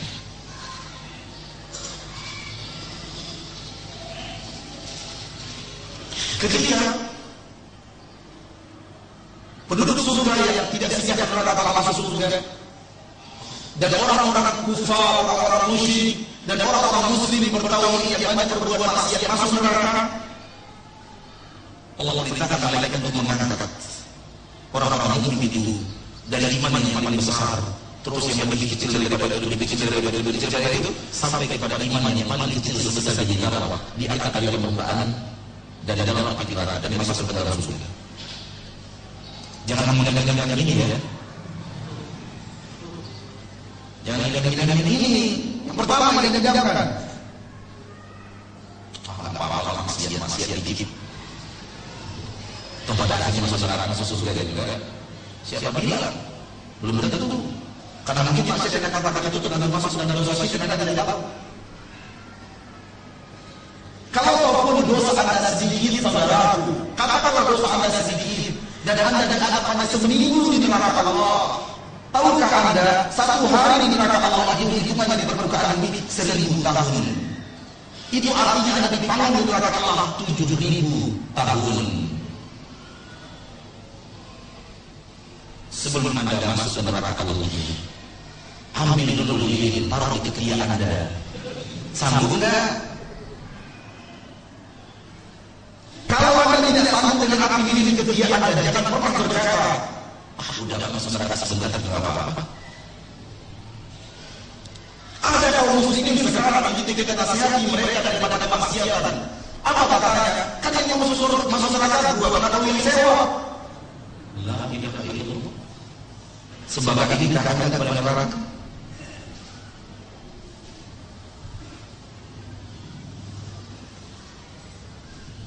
Dan ada kaum muslimin yang ketika sedang berbuat maksiat. Ada orang yang ingin lalu di depan mereka pengen ke masjid, berpakaian peci haji, berjenggot, berpakaian muslim bersarung, memenuhi la ilaha illallah, memenuhi hayya 'alas shalah, hayya 'alal falah. Karena mereka malu dia berbuat maksiat, mereka melambai sambil berkata, assalamualaikum ahli surga. Kalau kita mau sebel, kan kita jawab waalaikumsalam ahli neraka. Kan repot jadi. Jangan pernah berada di neraka Allah. Fa inna asadakum 'ala an-nari taqwa. Jasad kalian tidak akan pernah sanggup untuk menahan perkhidmatan neraka. Nabi kita sallallahu alaihi wasallam bersabda, azab yang paling ringan di neraka Allah, azab yang paling ringan di neraka Allah, paling ringan itu hanya diletakkan di telapak kakinya bara api neraka. Hanya itu azab yang paling ringan. Itulah azab paling ringan di neraka Allah. Dalam riwayat lain dipasangkan sendal yang tercipta dari bara api neraka. Itu azab paling ringan di neraka. Kata Rasulullah, dengarkan, wahai orang-orang yang tidak takut kepada neraka Allah.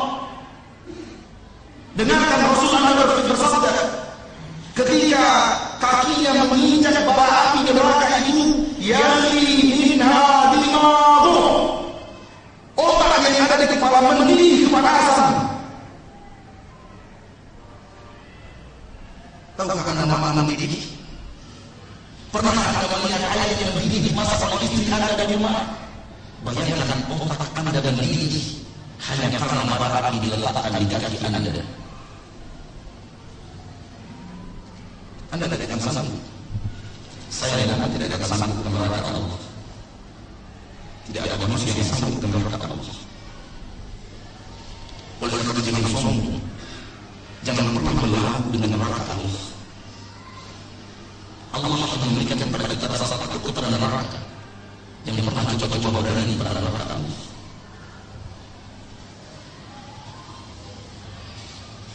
Saya akan sholat, saya akan zakat, walaupun usahanya dibagi-bagi dikit, mana ada dibagi dikit? Riba semuanya besar. Riba yang paling kecil kata Rasulullah, bagaikan orang yang berzina 36 kali. Kalau pilihan itu ada dua, tidak ada pilihan yang ketiga. Pertama, hidup di dunia miskin, di akhirat masuk surga. Hidup di dunia kaya raya, dia akan masuk neraka. Tidak ada pilihan yang ketiga. Seorang muslim, seorang muslimah wajib memilih yang pertama. Yang keenam, orang yang wafat dengan membawa dosa syirik dan tidak bertobat sebelum wafat, haram untuknya menginjak kakinya di surga. Untuk dalil yang kelima dan keenam, firman Allah dalam surah Al-Maidah ayat 72. Innahu man yusyrik billah faqad harrama Allahu 'alaihi al-jannah wa ma'wahu an-nar wa ma lil-zalimin min ansar. Sesungguhnya barang siapa yang berbuat syirik kepada Allah, maka Allah sungguh telah haramkan untuknya surga. Allah haramkan untuk ada surga. Surga yang menjadi cita-cita tertinggi seorang muslim dan muslimah. Jadi cita-cita tertinggi kita, cita-cita tertinggi anak kita, cita-cita tertinggi cucu kita masuk surga. Bukan jadi pramugari. Cita-cita tertingginya jadi apa? Penduduk surga.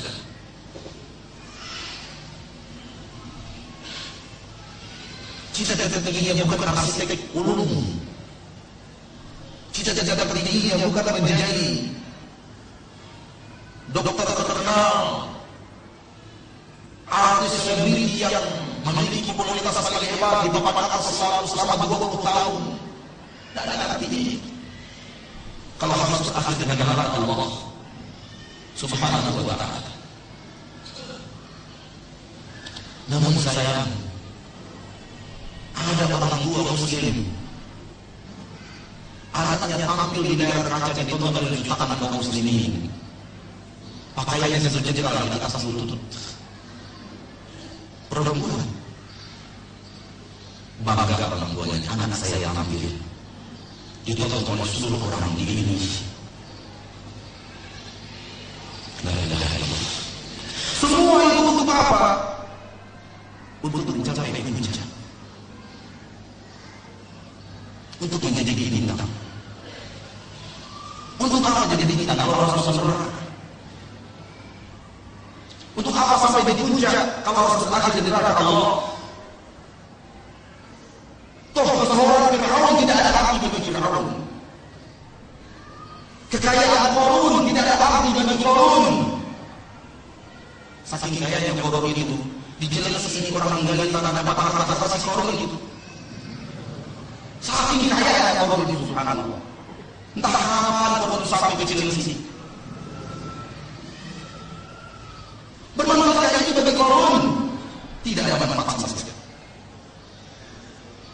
Wa amma man utiya kitabahu bi shimalihi fayaqulu ya laitani lam uta kitabiya wa lam adri ma hisabiya ya laitaha kanat qadiya ma aghna anni maliya halaka anni sultaniya. Ketika orang diberikan kitab dari tangan kirinya, ia berkata, andai aku tidak pernah mendapatkan kitab ini.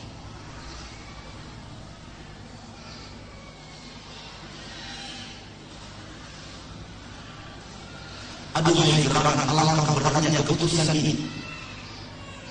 Ternyata tidak bermanfaat untukku sedikit pun hartaku. Hancur seluruh kekuasaan dan kekuatanku. Harta tidak bermanfaat. Anak tidak bermanfaat. Kedudukan dan kekuasaan ketenaran tidak bermanfaat kalau harus berakhir dengan 5 catatan di sebelah kiri kita. Apa yang terjadi? Khudhu fagullu thumma al-jahima sallu. Ambil dia, belenggu dia, seret dia, masukkan ke dalam neraka.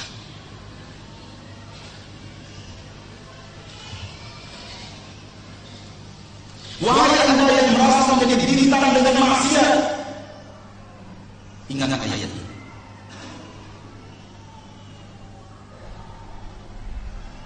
Wahai anda yang merasa dirinya mencapai puncak kekuasaan dengan maksiat, dengarkan ayat yang kita bacakan tadi.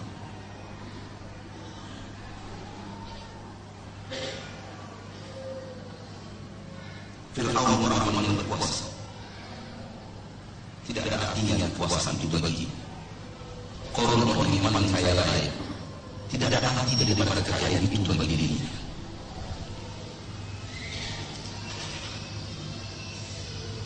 Allah haramkan surga untuk orang yang wafat dengan mendosakan dosa syirik. 6 marabah yang besar telah kita sebutkan. Dan ini 5. Kita ambil yang besar-besar saja, yang kecil banyak.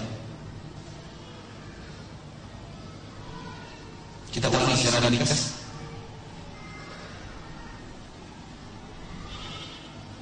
Keluar dari agama Islam, hapus seluruh amal saleh yang pernah dia bangun seumur hidup. Jadi halal darahnya dan jadi halal hartanya. Tidak ada ampun diampunkan oleh Allah dosanya untuk selama-lamanya. Akan masuk neraka Allah untuk selama-lamanya, dan tidak pernah menjadikan di surga untuk selama-lamanya.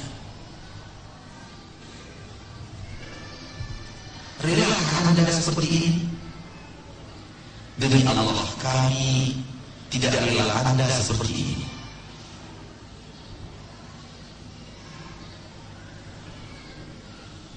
Namun dengarkan 2 persaksian datang dari 2 pedagang.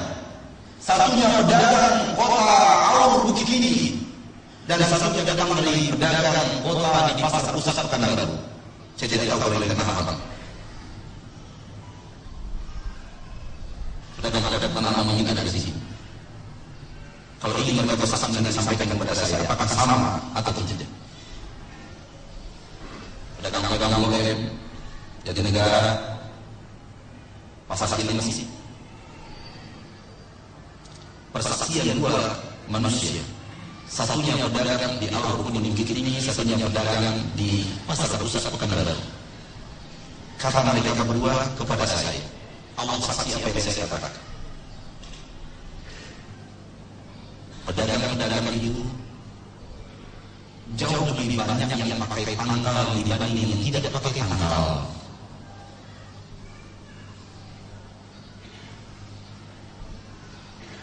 Jauh lebih banyak yang pakai tanggal dibanding yang tidak pakai tanggal. Jauh lebih banyak yang ikut pesugihan dibanding yang tidak ikut pesugihan.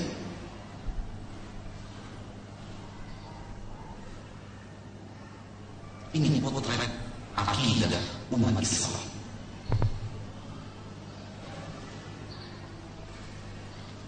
Kapan Islam akan bangkit di tengah kaum yang lebih percaya pada tanggal dibanding percaya pada Allah?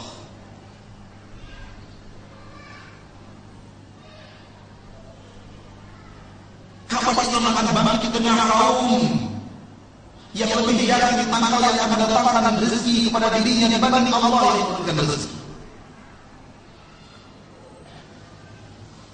Akidah syirik begitu menyebar. Di antara syirik-syirik kecil yang bisa mengantarkan kita kepada syirik besar, kuku-kuku masuk rumah, kita pun berkata, siapa ya tamu yang mau datangnya?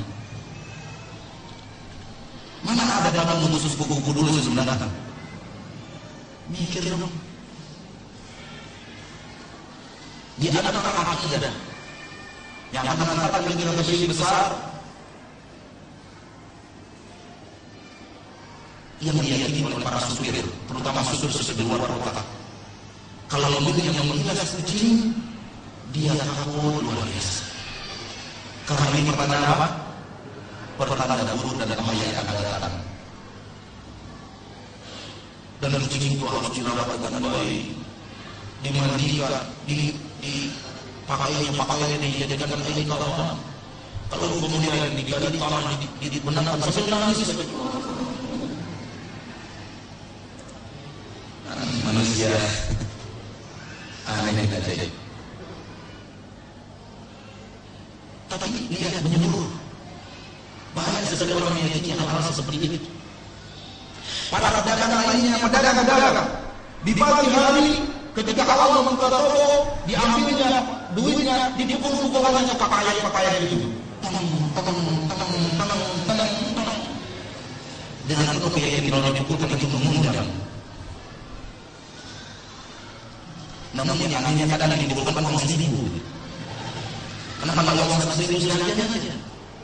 Awak pakai dolar gitu. Pakai dolar $1 pun aneh. Sebagian keyakinan pada pedagang, kotak uang tidak boleh kosong. Tidak boleh apa? Tidak boleh kosong. Karena kalau kotak uang ditinggal lama dan akan kosong, tidak akan mendapatkan rezeki pada hari berikutnya. Biarkan kotak itu ada isinya, walaupun begitu 500.000 apa-apa. Walaupun tidak terlalu banyak di situ. Yang dapat potong-potong, di sini potong.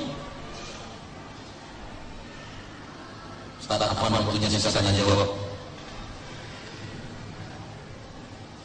Inilah realita kehidupan. Ini potret akidah umat Islam di negeri kita yang masih terjebak dalam keyakinan syirik. Dan kita sayang pada mereka. Kita tidak mau mereka mendapatkan azab yang sangat berat. Di neraka Allah selama-lamanya. Di antara mereka itu orang yang sukunya sama dengan kita. Di antara mereka orang yang kampungnya sama dengan kita. Di antara mereka ada sama dengan keluarga kita.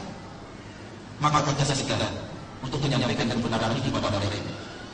Dan kita wujudkan dakwah ini adalah bentuk kasih sayang kita kepada mereka. Sekaligus kepada para dukun yang menyatakan diri mereka orang yang ahli dalam segala ilmu tentang Allah. Kullu la ya'lamu ma fis samawati wal ardi illa Allah. Katakan wahai Rasul, tidak ada yang tahu yang gaib di langit dan di bumi kecuali Allah Subhanahu wa taala. Semoga apa yang saya bicarakan bermanfaat. Dan Allah Subhanahu wa taala menjauhkan kita dan orang-orang yang kita cintai dari perbuatan syirik. Wafat dengan tauhid. Wallahu ta'ala a'lam bissawab. Pertanyaan pertama, apakah orang yang bertobat dari kesyirikan Allah akan mengembalikan pahala kebaikannya yang pernah hapus? Sebagaimana orang-orang kafir yang masuk ke dalam Islam dengan kebaikan-kebaikannya? Jawabannya iya. Jawabannya adalah iya. Allah akan mengembalikan pahalanya kalau dia bertobat kepada Allah Subhanahu wa taala. Karena di dalam surah Al-Furqan di bagian terakhir Allah bercerita tentang taubat. Taubat apapun. Oleh karena itu, ketika Allah berkata taubat, Allah berkata, "Faulaika yubaddilullahu sayyi'atihim hasanat." Dalil ini dengan dalil ini dinyatakan oleh ulama Ahlus Sunnah bahwa orang yang taubat dari syirik, yang telah hapus dosa-dosanya, telah hapus pahala-pahalanya, akan kembali pahala itu pada Tuhan dan kehadiran Allah Maha Pengasih dan Maha Penyayang. Allah menjadikan kita mulai dari awal. Aslamta ala aslamta min khair. Kamu masuk Islam bersamaan dengan kebaikan-kebaikan yang pernah kamu lakukan sebelum ini. Rasul mengatakan di dalam surat beliau kepada orang-orang beragama Yahudi dan Nasrani, aslam yu'tikallahu al-ajra marrataini. Masuk Islamlah kamu akan selamat, Allah lipat gandakan pahala menjadi dua. Kalau ada orang Nasrani masuk Islam, kalau ada orang Yahudi masuk Islam, keyakinan kita ketika dia beramal saleh dan kita beramal saleh di sampingnya, orang musyrik dari awal, kita dapat pahala satu dari pahala dua. Anak punya adik ipar yang suka berdukun dan percaya jimat-jimat dan tangkal-tangkal. Apabila sudah nasihati tetapi dia tetap tidak mau untuk berhenti, bolehkah anak menyuruh adik anak untuk menceraikannya? Berarti kita punya adik laki-laki, istrinya suka berdukun. Baik. Pertanyaan kedua, apakah disyariatkan istri menceraikan suaminya apabila suaminya suka berbuat syirik? Sejak kapan ada kamu istri menceraikan suami? Sejak kapan ada kamu sama istri menceraikan suami? Tidak ada. Istri tidak pernah punya hak untuk menceraikan suami. Istri punya hak untuk menuntut cerai. Menceraikan suami tidak pernah. Ya? Menuntut cerai. Pertama minta cerai pada suami langsung. Kalau memang sudah kesalahan rumah tangga dengan suami itu, atau menuntut cerai ke pengadilan.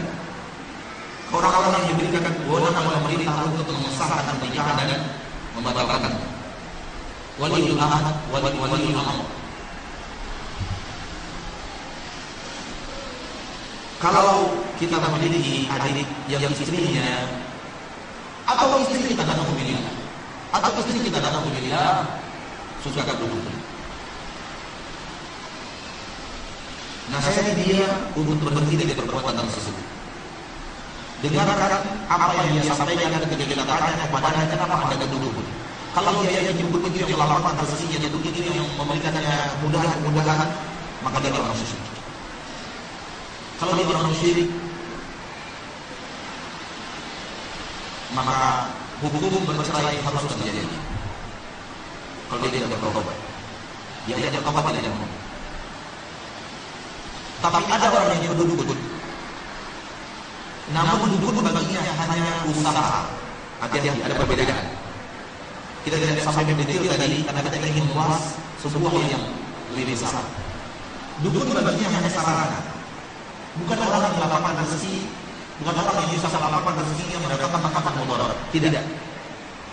Bagi dia dukun bagian dokter. Hanya usaha.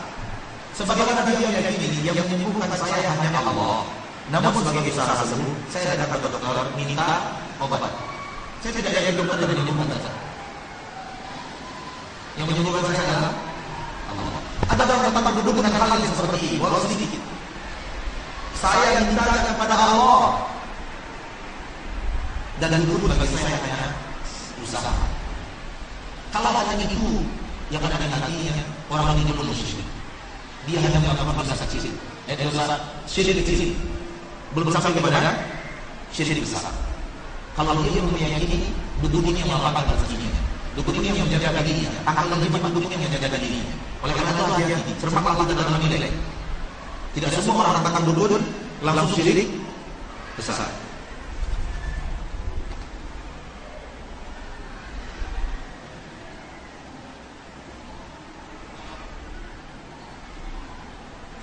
Di daerah ada acara peringatan 100 dan 1000 hari kematian. Di daerah Anda juga ada.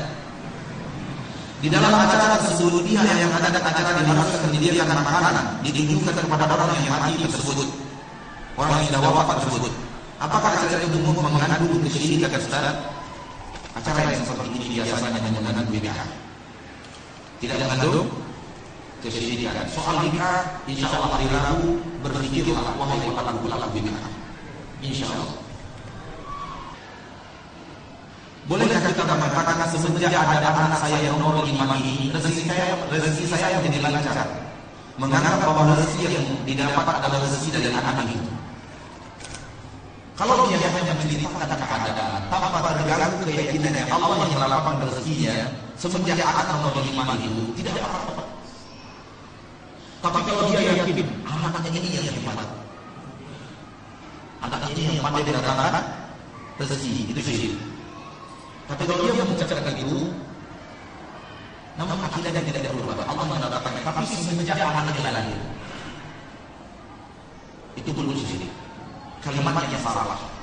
Baru benar kalimat itu dengan mengucapkan alhamdulillah. Semenjak anak saya mengenalkan Allah melapangkan rezeki saya. Itu kalimat benar. Ucapkan alhamdulillah, katakan Allah melapangkan rezeki, dan itu dimulai sejak anak nomor 5 lahir.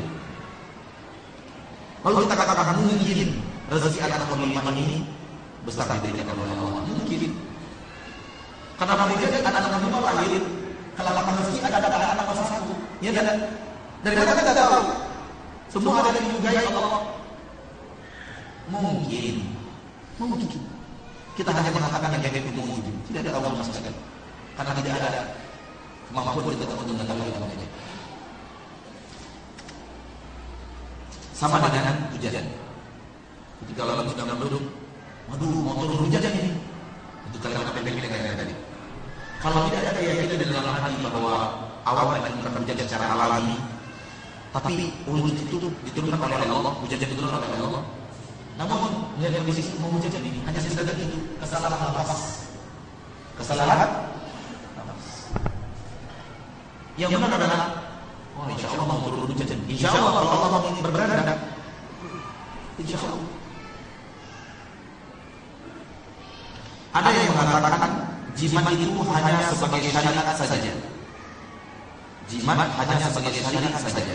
Akan tetapi keyakinan kita hanya kepada Allah. Syariat yang ada melarang kita berjimat. Masa jimat bilang syariat? Syariat kita yang ada melarang kita memakai jimat dan tangkal.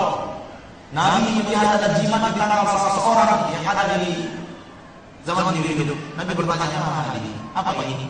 Yang menjawab adalah dia tangkal yang jimat. Kata Rasulullah SAW, inzi'ha, cabut jimat dan tangkal yang di tubuhmu. Fa ini tawayya alaikum kalau kamu wafat, jimat masih nempel di tubuhmu, kamu tidak akan turun untuk selama-lamanya. Bagaimana dengan orang-orang yang berbuat syirik? Ini yang terakhir. Ini pertanyaan kita yang terakhir. Bagaimana dengan orang-orang yang berbuat syirik, kesyirikan, dan yang masuk sisi kesyirikan akbar besar, tetapi mereka masih sholat? Apakah dia itu orang-orang yang musyrik?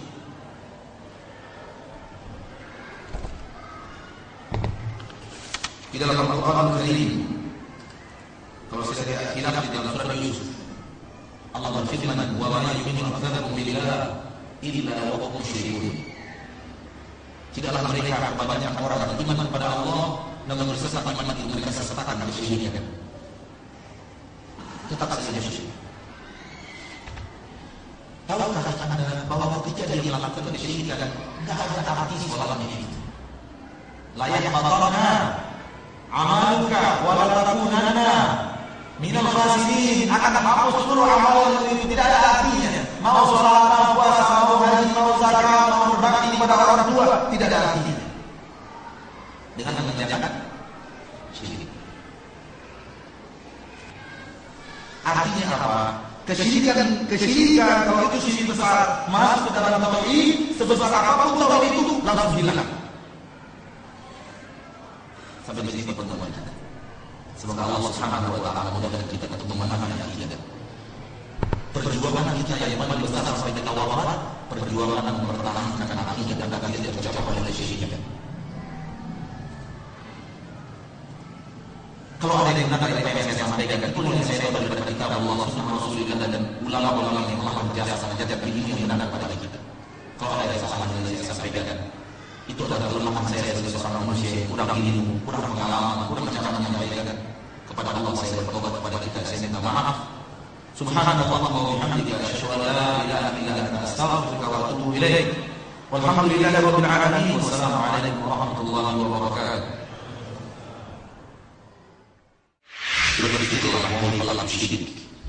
وما خلقت الجن والإنس إلا ليعبدون.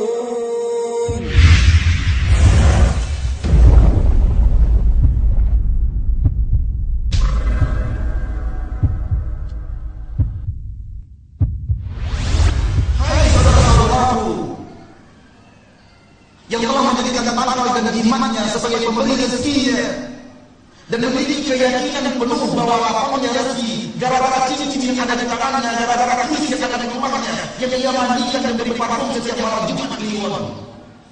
Pikir sedikit. Keyakinan kita yang sampai kepada perbuatan syirik, adanya sesuatu yang mengatur di permukaan bumi selain Allah, adanya yang datang rezeki selain Allah, adanya yang menolak diri kita dari para baik selain Allah, adanya yang datang manfaat selain Allah, dan ini semua akidah syirik. ومن أضل ممن يدعو من دون الله من لا يستجيب له إلى يوم القيامة وهم عن دعائهم غافلون. Dosa yang paling besar, nenek moyangnya dosa adalah syirik. Karena tauhid dan syirik dua hal yang tidak bisa terpisahkan sama sekali. Perintah kepada tauhid artinya larangan kepada syirik. Larangan kepada syirik artinya perintah kepada tauhid. Wa ma khalaqtul jinna wal insa illa liya'budun. Tidaklah kuciptakan jin dan manusia kecuali agar mereka beribadah kepadaku saja. Ya'buduni, beribadah kepadaku. Memang tidak itu ibadah kita. Karena orang yang tidak beribadah kepada Allah, dia akan menderita dunia dan akhirat. Maka kalau ustaz sudah mengajar, namanya ustaz, kalau dia mengajar orang masa bakal, masa jimat, bermain dengan jin, ini bukan ustaz. Ini dukun berjubah. Jangan pernah yakin itu. Karena yang mendatangkan manfaat dan menolak mudarat, yang bisa menghalangi kita dari mudarat adalah Allah. يا أيها الناس اذكروا نعمة الله عليكم